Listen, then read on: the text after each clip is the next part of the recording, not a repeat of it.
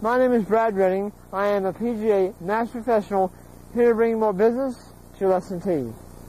When it comes to video, and I use video in a lot of my lessons, it's very important where the camera is and what you want to get as far as information. Now, it's not very important where you place it, as long as you do it that way every time. Be very consistent where you place it every time. But for me, I had to figure out where I want to place it so I could see the most important stuff that I want to see in a golf swing. So I asked a lot of people, where should I place it? On the target line, on the foot line, where should it be as far as viewing a golf swing? So I asked a lot of people, but then I asked Ben Doyle. Ben Doyle, as many people know, is a golf machine instructor, one of the best in the business. And I asked Ben, I said, Ben, where should I place my camera when viewing a golf swing? And he said, well, Brad, what do you want to see? And I said, I want to see the plane of the golf swing. I want to see how the club travels back as far as along the shaft plane, where it is on the way down, all the way through. He said, here's what you do. Get you a plane board and place it on the ground on the same angle as the club shaft address.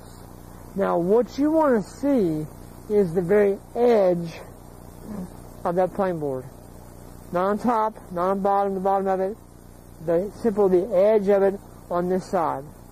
If the camera was too high, I would see the top of the plane board. Camera too low, I'd see the bottom of the plane board.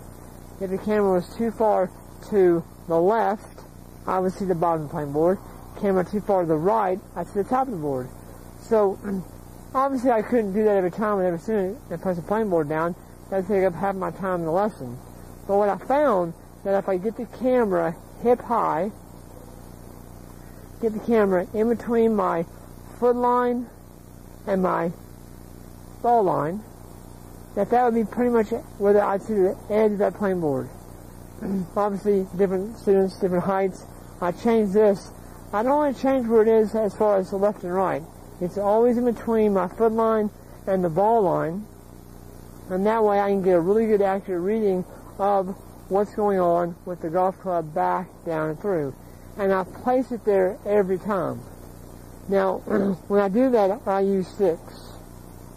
After they've warmed up, hit some shots, I'm going to get some ideas in my eyes of what's going on. But then to video it, I've got to get them in this station right here. I probably won't use this one as much, but I'll definitely use one where the ball line is, the foot line. I'll then move that one out of the way, okay? And now I've got an idea of where I should put it. Now again, it doesn't matter where you put it for you. If you want to put it down the target line, that's fine. Foot line is fine. Jim McLean does it on the foot line. It really doesn't matter as long as you're accurate and do it that way every time. A few other key elements. One, you've got to have it on a tripod. I never have anyone hold my camera. Too much shaking going on, too much movement going on. It's got to be on a tripod. And if you're using like an iPad, there's several mounts on the internet that you can get a mount, okay, to mount it onto a tripod. I use a pretty expensive tripod in my teaching, but when I travel, I have a simple small one that I use, $14 at Walmart. So you don't spend a whole lot of money as long as you get accurate on where you want to place the camera. So again, for me, it's in between the target line and the ball line, my foot line and the ball line. The camera's in between those two. It's about hip high, and that's where I want to see it as far as from down the line. Now, if I go face on, I do the same thing. I have to take the sticks, turn them this way. I'll place another one this way, and I want the camera 90 degrees relative to my body, 90 degrees relative to my body. That way I can get a very accurate reading of where it is for ball position, hand position, and that helps me get a better idea of what's going on in this thing from face on. Again, camera's about hip high, but I use these sticks to help me understand where they are relative to their body. Okay? Very important to use it, and always use a tripod, because if you don't use a tripod, you're moving around, you won't get accurate information.